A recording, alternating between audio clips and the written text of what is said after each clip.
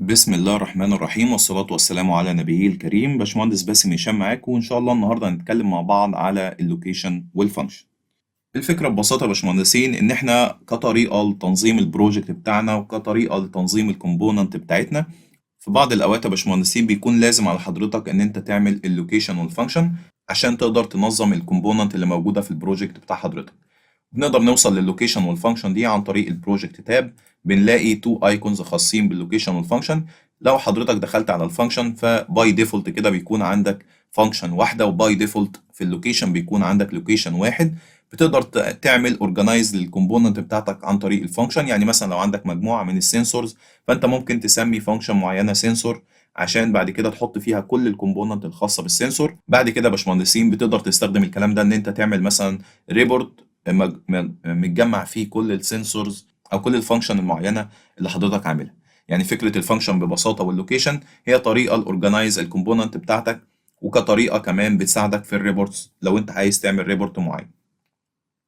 تعالوا مثلا ندخل على اللوكيشن، وهنلاقي زي ما قلت لحضرتك باي ديفولت عندي لوكيشن واحد اللي هو في الحاله دي L1.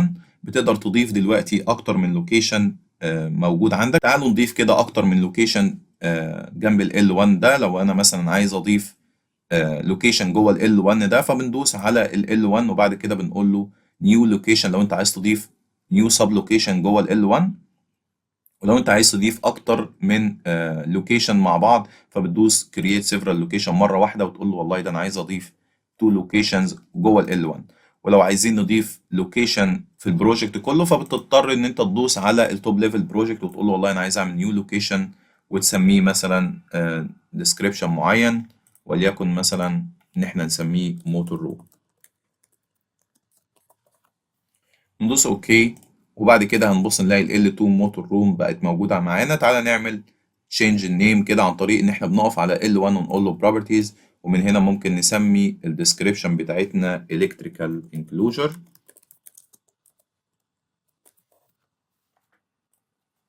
وممكن نسمي كمان السب لوكيشنز، نخلي واحدة باك بليت واحدة الدور. ايا كان اللوكيشن او مسماه احنا هنا دلوقتي ما يفرقش معانا التسمية قد ما يفرق معانا طريقة تنظيم الكومبوننت دي. ومن الواضح دلوقتي يا باشمهندسين ان احنا عندنا تو مين لوكيشنز جوه اول واحد اللي هو الالكتريكال انكلوجر باك بليت والدور، وهنا نحط كومبوننت معينه وهنا نحط كومبوننت معينه وهنا نحط كومبوننت معينه. طيب لما حضرتك تعمل كلوز كده للويندو دي وبعد كده نروح للكومبوننت ليست، لو فتحنا الالكتريكال انكلوجر هنبص نلاقي ان كل الكومبوننت موجوده اصلا بره الفولدرز. تقدر بكل بساطه يا باشمهندس تعمل دراج ودروب كده للكومبوننت اللي حضرتك عايزها في اللوكيشن المعين. انا هنا هعرفك طريقه تانية ان انت تعمل بيها انسيرشن للكومبوننت دي جوه اللوكيشن اللي حضرتك عايزه، وتبين الكلام ده كمان في السكيماتيك عن طريق ما يسمى اللوكيشن اوتلاين.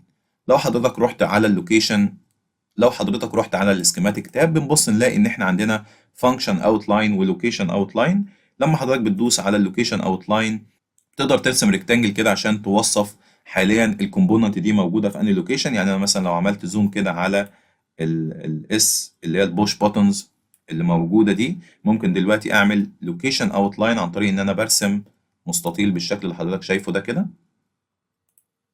وبعد كده هو بيسألك انت حضرتك عايز تحط الكومبوننت دي في انهي لوكيشن، فنقول له والله ده انا عايز احط اللوكيشن، عايز احط الكومبوننت دي في اللوكيشن اللي هو اللي اسمه دور، وادوس سيلكت. فحاليا بيقول لك الكومبوننت دي كانت موجوده في لوكيشن معين، انت عايز تعمل ايه؟ عايز تغير اللوكيشن، فنقول له تشينج كومبوننت لوكيشن. حاليا التو كومبوننتس دول بقوا جوه الدور لوكيشن. لو حضرتك فتحت الدور لوكيشن هتبص تلاقي فيه فعلا S1 و S2 انتقلوا ليه. تعال نجرب نفس الكلام ده في ال H1 وال H2 اللي موجودين تحت. نفس الفكره لوكيشن اوتلاين، ونعمل اوتلاين حواليهم، وبعد كده نقول له والله دول موجودين في الدور برضو وندوس سيلكت change component location. نفس الفكرة برضو للموتور اللي موجود معانا location outline، بعد كده نقول له ده موجود في الموتور روم change component location.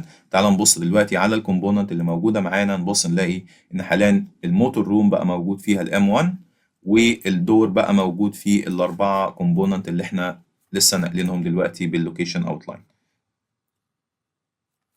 طبعا نفس الفكرة دي يا باشمهندسين ممكن لو انت عايز تبين في السكيماتيك دروينجز بتاعتك مكان الكومبوننت باللوكيشن اوتلاين. وممكن برضه يا باشمهندس ان انت حضرتك تعمل سيلكت كده على الكومبوننت الباقيه دي وتحطهم مثلا في الفولدر الخاص بالباك بليت عن طريق دراج ودروب بالشكل اللي حضرتك شايفه ده، فيبقى عندك الكومبوننت اتقسمت بالشكل اللي حضرتك شايفه ده عن طريق السكيماتيك، لو انت هتعمل لوكيشن اوتلاين، او عن طريق دراج ودروب للوكيشن اللي حضرتك محددها.